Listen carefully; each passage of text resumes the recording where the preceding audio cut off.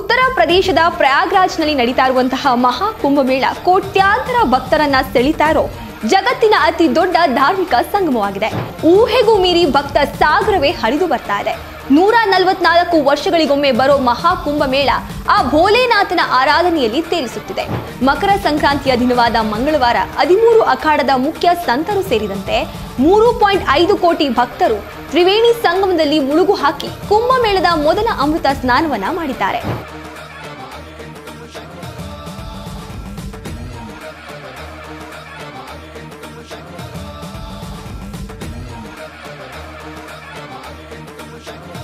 ಬಳಿಕ ಅನ್ಯ ಅಖಾಡದವರು, ಭಸ್ಮಲೇಪಿತ ನಾಗಾ ಸಾಧುಗಳು, ಸಂತರು, ಕಲಾವಾಸಿಗಳು ಹಾಗೂ ಭಕ್ತಾದಿಗಳು ಸ್ನಾನವನ್ನ ಮಾಡಿ ಪುನೀತರಾಗಿದ್ದಾರೆ.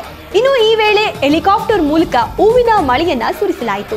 ಇನ್ನು ಕುಂಭಮೇಳದ ಮೊದಲ ದಿನವಾದ ಸೋಮವಾರ 1.5 ಕೋಟಿ ಮಂದಿ ಪೌಷ್ ಸ್ನಾನ ಮಾಡಿದ್ದಾರೆ. ನಮಸ್ಕಾರ, ಸಮಗ್ರ ನ್ಯೂಸ್ಗೆ ಸ್ವಾಗತ. ನಾನು ರಚನಾ ನಂಜುಂಡ. ಉತ್ತರ ಪ್ರದೇಶದ ಪ್ರಯಾಗ್ರಾಜ್ನಲ್ಲಿ ನಡೀತಾ ಇರುವಂತಹ ಮಹಾ ಕುಂಭಮೇಳ ಕೋಟ್ಯಾಂತರ ಭಕ್ತರನ್ನ ಸೆಳೀತಾ ಇರೋ ಜಗತ್ತಿನ ಅತಿ ದೊಡ್ಡ ಧಾರ್ಮಿಕ ಸಂಗಮವಾಗಿದೆ. ಪ್ರಯಾಗ್ರಾಜ್ ಮಿನಿ ಭಾರತದಂತೆ ಭಾಸವಾಗ್ತಾ ಇದೆ. ಊಹೆಗೂ ಮೀರಿ ಭಕ್ತ ಸಾಗರವೇ ಹರಿದು ಬರ್ತಾ ಇದೆ.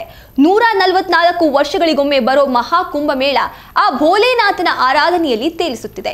ಸೋಮವಾರದಿಂದ ಆರಂಭವಾಗಿರೋ ಕುಂಭಮೇಳ 2ನೇ ದಿನ ಮತ್ತಷ್ಟು ಕಳೆಗಟ್ಟಿದೆ ಅಂತಾನೆ ಹೇಳಬಹುದು.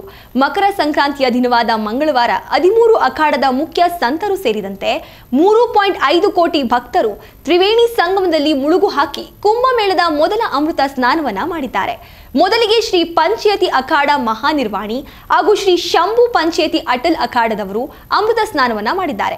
ಬಳಿಕ ಅನ್ಯ ಅಖಾಡದವರು, ಭಸ್ಮಲೇಪಿತ ನಾಗಾ ಸಾಧುಗಳು, ಸಂತರು, ಕಲಾವಾಸಿಗಳು ಹಾಗೂ ಭಕ್ತಾದಿಗಳು ಸ್ನಾನವನ್ನ ಮಾಡಿ ಪುನೀತರಾಗಿದ್ದಾರೆ. ಇನ್ನು ಈ ವೇಳೆ ಹೆಲಿಕಾಪ್ಟರ್ ಮೂಲಕ ಹೂವಿನ ಮಳೆಯನ್ನ ಸುರಿಸಲಾಯಿತು.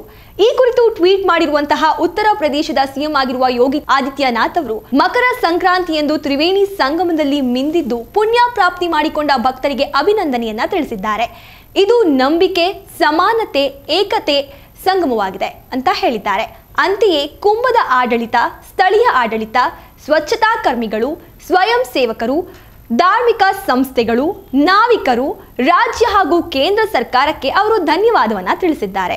ಇನ್ನು ಕುಂಭಮೇಳದ ಮೊದಲ ದಿನವಾದ ಸೋಮವಾರ 1.5 ಕೋಟಿ ಮಂದಿ ಪೌಷ್ ಸ್ನಾನ ಮಾಡಿದ್ದಾರೆ. ಇನ್ನು ಈ ಕುಂಭಮೇಳ 45 ದಿನಗಳು ನಡೆಯಲಿದ್ದು ಇನ್ನು ಅಪಾರ ಸಂಖ್ಯೆಯಲ್ಲಿ ಭಕ್ತಾದಿಗಳು ಬರುವಂತಹ ನಿರೀಕ್ಷೆ ಇದೆ. ಇದಾಗಿತ್ತು ಸಮಗ್ರ ನ್ಯೂಸ್ನ ವಿಶೇಷ. ನೋಡ್ತಾ ಇರಿ ಸಮಗ್ರ ನ್ಯೂಸ್, ಇದು ನೇರ ನುಡಿ.